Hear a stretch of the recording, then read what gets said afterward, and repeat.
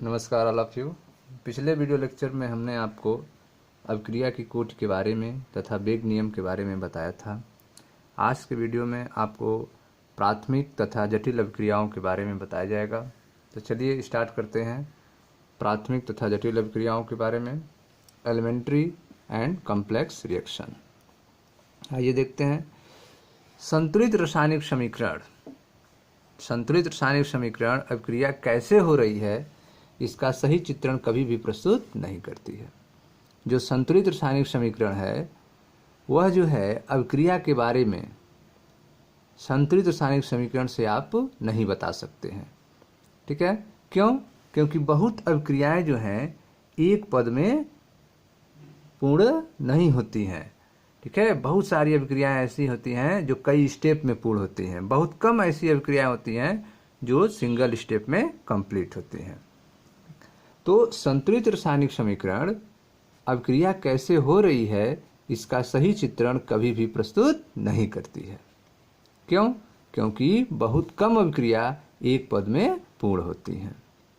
एक पद में होने वाली अभिक्रियाओं को प्राथमिक अभिक्रियाएं कहते हैं।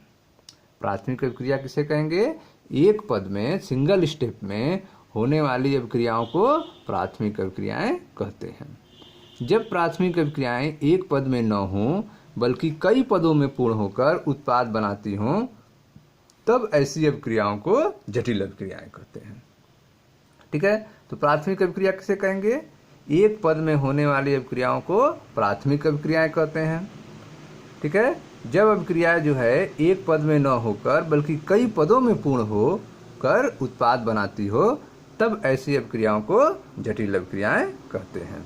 ठीक, आइए अब देखते हैं वेग स्थिरांक की इकाइयाँ। देखिए ध्यान से।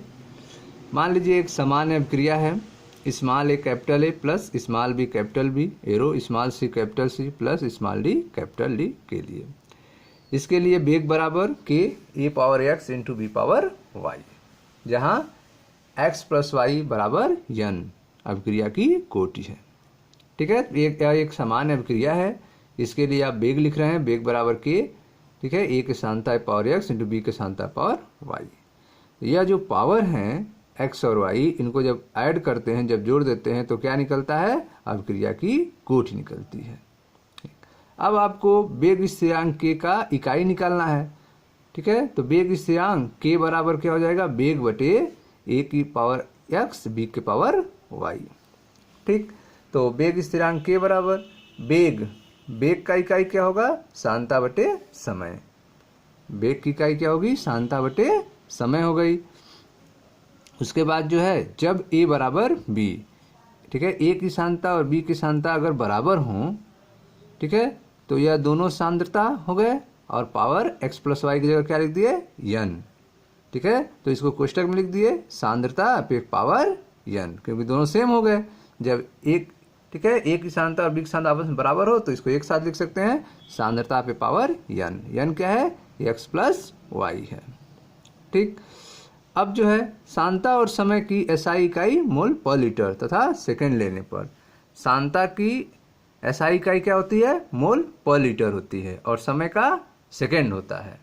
ठीक, इसको आप लेके इसमें अगर मान आप रखें तो इसका मात्रक निकलेगा वेग स्थिरांक का। ध्यान दें, अभिक्रियाओं के लिए के की इकाइयाँ। जैसे आप देखें अभिक्रिया जो है, पहला है शून्य कोट की अभिक्रिया, जीरो ऑर्डर रिएक्शन, शून्य कोट। तो इसके लिए वेग स्थिरांक की इकाई क्या होगी? ठीक है, सांद्रता मोल पर लीटर पर सेकेंड इंटू एक बटे, ठीक है, सांद्रता के पावर n।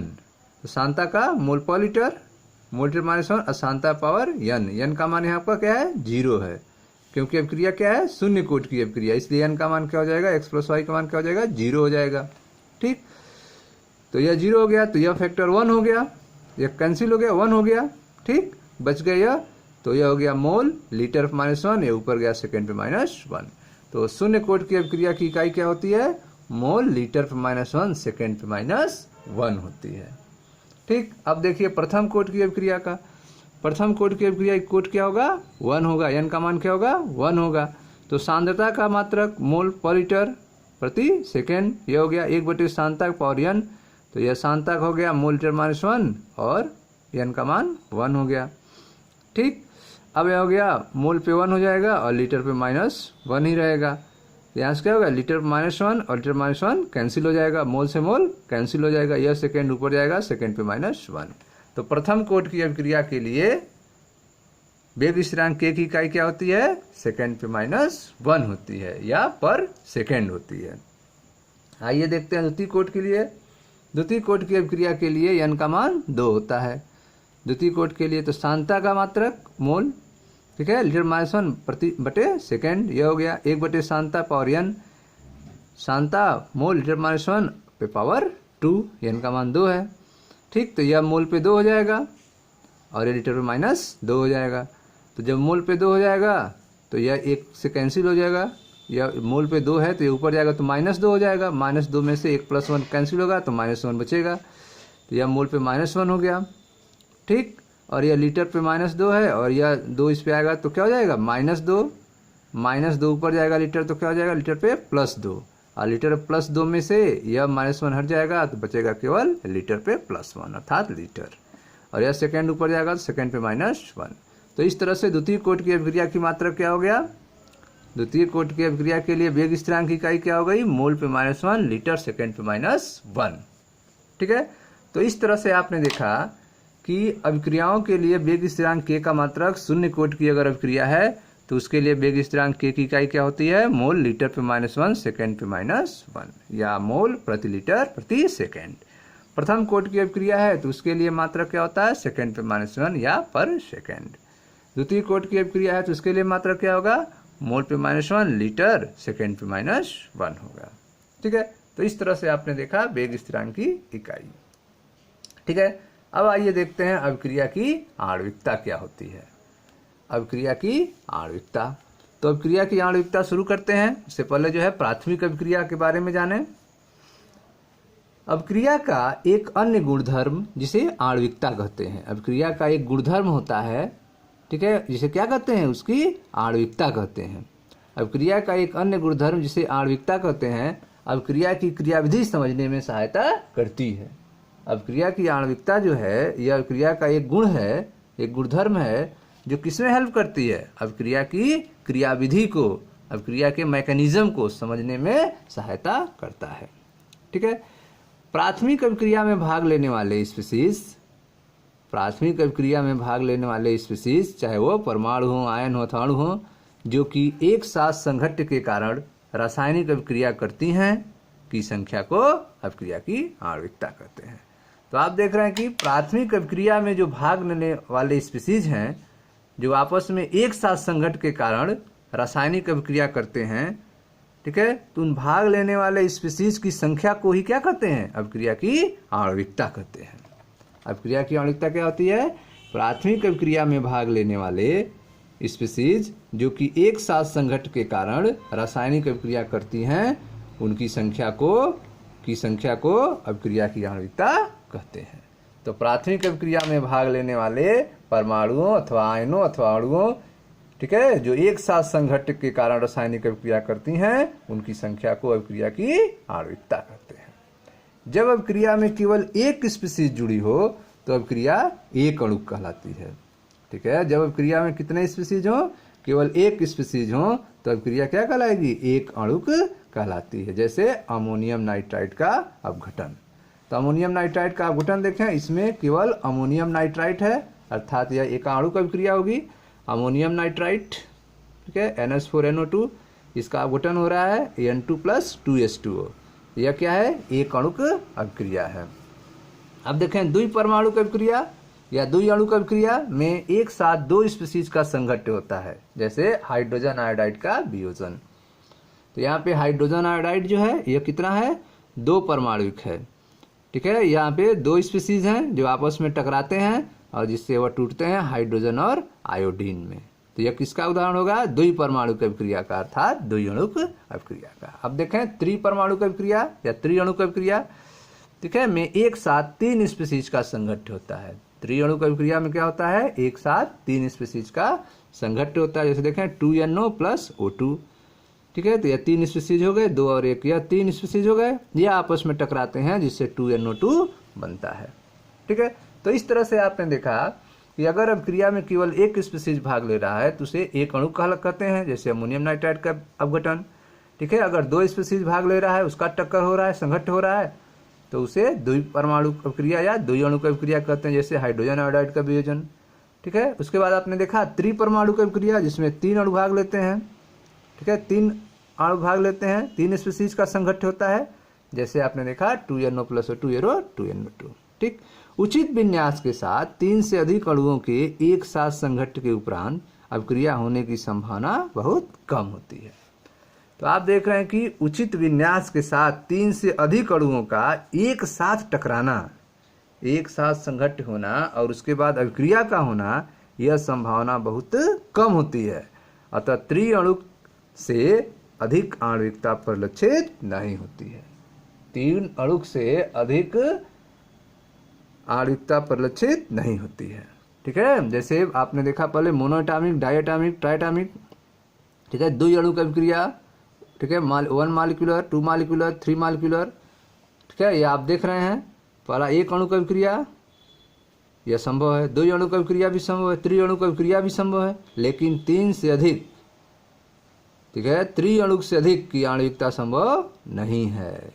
क्यों? क्योंकि उचित विन्यास में अगर 3 से अधिक अणु एक साथ संघट्ट के उपरांत अपक्रिया होने की संभावना बहुत कम होती है। ठीक, अब आइए देखते हैं जटिल अभिक्रियाओं के बारे में, जटिल अभिक्रियाएं तथा वेग निर्धारक पद के बारे में। जटिल अभिक्रियाएं क्या होती हैं और इनका वेग कैसे निर्धारित किया जाता है, देखें ध्यान से। जटिल अभिक्रियाएं तथा वेग निर्धारक पद। जटिल अभिक्रियाएं ऐसे अभिक्रियाएं होती हैं जिनके स्टोइकियोमेट्री समीकरण में 3 से अधिक अणु होते हैं। ठीक है, जटिल अभिक्रियाएं ऐसी अभिक्रिया होती हैं जिनके स्टोइकियोमेट्री समीकरण में 3 से अधिक अणु होते हैं, वे एक से अधिक पदों में होनी चाहिए। ठीक है, जिनके स्टोइकियोमेट्री समीकरण में 3 से अधिक अणु होते हैं, वे अभिक्रियाएं क्या होनी चाहिए? वे एक से अधिक पदों में होनी चाहिए। जैसे देखें ध्यान से, KClO3 + 6FeSO4 + 3H2SO4 arrow KCl + 3Fe2SO4 thrice + 3H2O। ठीक, अगर इस अभिक्रिया को आप देखें तो देखने पर यह आभास हो रहा है कि यह अभिक्रिया कितने कोट की है? दशम कोट की है। ठीक है, यहाँ 1 है, 6 है, 7 और 3 10, अर्थात देखने पर यह अभिक्रिया दशम कोट की अभिक्रिया प्रतीत हो रही है, परंतु वास्तव में यह अभिक्रिया क्या है? द्वितीय कोट की होती है।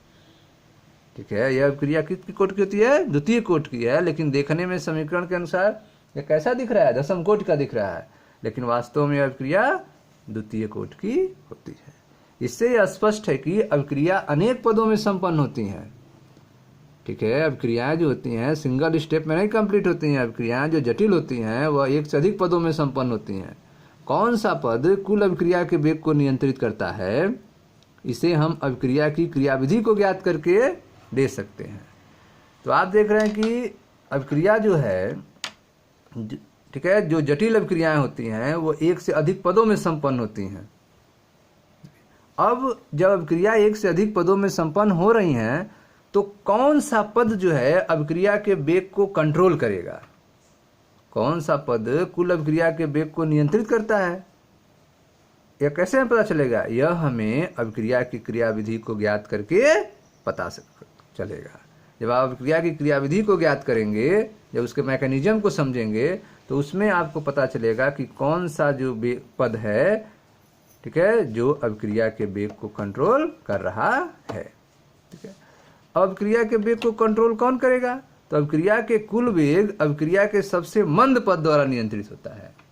अभिक्रिया का कुल वेग जो होगा वो अभिक्रिया का जो सबसे स्लो स्टेप होगा, जो सबसे स्लो पद होगा, उसी के द्वारा अभिक्रिया का कुल वेग नियंत्रित होगा।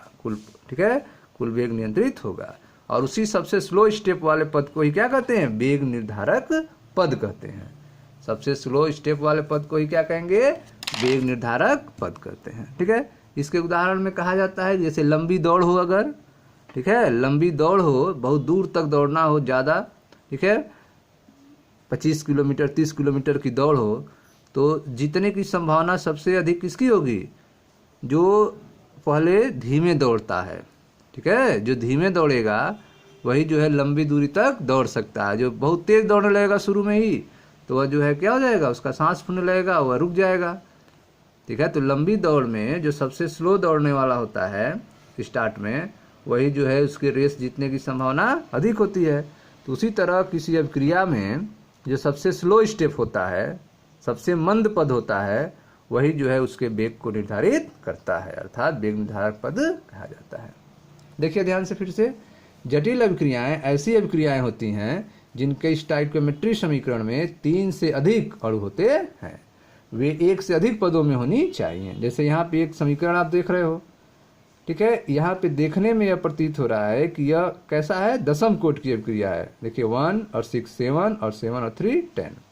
तो उपरोक्त अभिक्रिया को देखने में यह आभास होता है कि यह दशम कोटि की अभिक्रिया है, परंतु वास्तव में यह द्वितीय कोटि की अभिक्रिया है। इससे यह स्पष्ट होता है कि अभिक्रिया अनेक पदों में संपन्न होती है। कौन सा पद कुल अभिक्रिया के वेग को नियंत्रित करता है, इसे हम अभिक्रिया की क्रियाविधि को ज्ञात करके दे सकते हैं। ठीक, अभिक्रिया का कुल वेग अभिक्रिया के सबसे मंद पद द्वारा नियंत्रित होता है। अभिक्रिया का जो कुल वेग होगा वह अभिक्रिया के सबसे मंद स्लो पद द्वारा नियंत्रित होता है, जिसे वेग निर्धारक पद कहते हैं।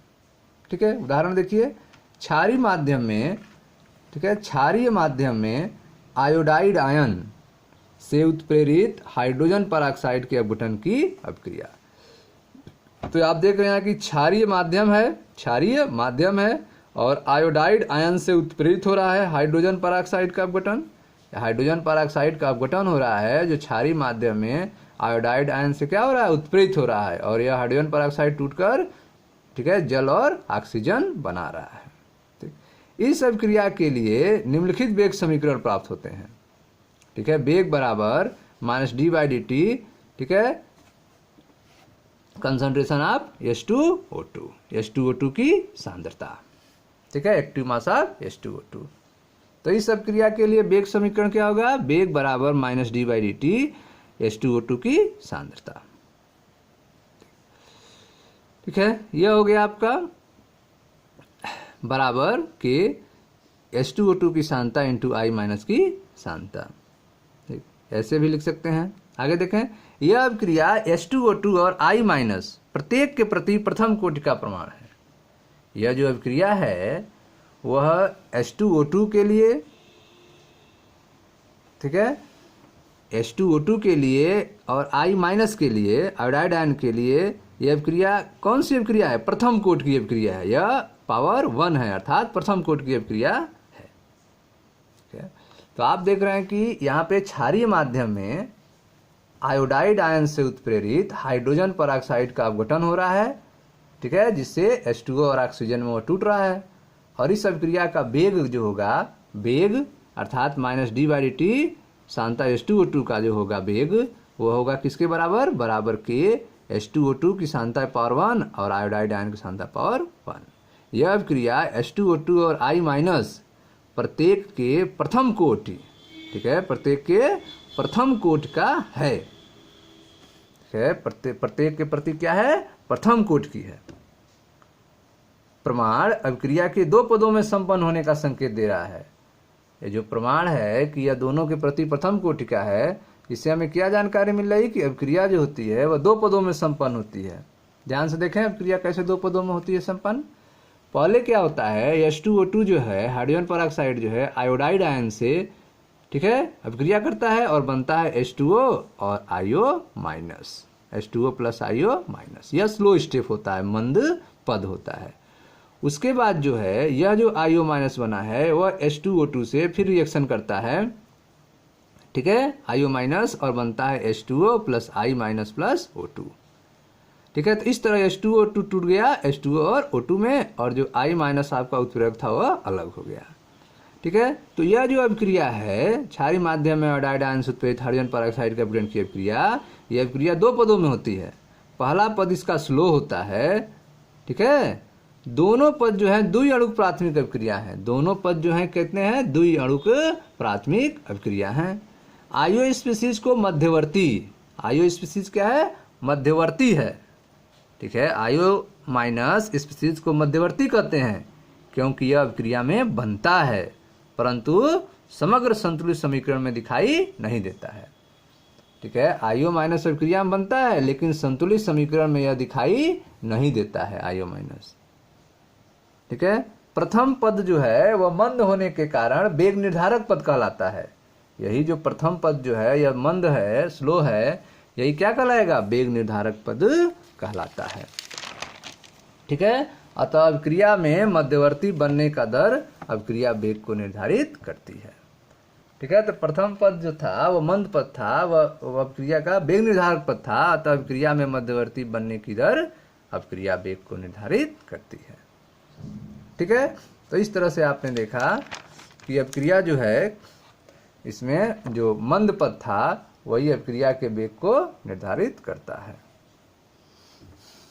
ठीक है, अब आइए आगे देखते हैं अभिक्रिया की कोटि और आणविकता में अंतर।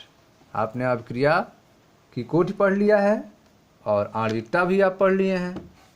ठीक है, अब दोनों में क्या डिफरेंस होता है उसके बारे में समझते हैं। ठीक है, चलिए इसको अगले वीडियो में देखा जाएगा। तब तक के लिए जो है आप वीडियो बुक को पढ़ते रहें, रिवाइज करते रहें। धन्यवाद। वीडियो को लाइक करें, शेयर करें, सब्सक्राइब करें। धन्यवाद।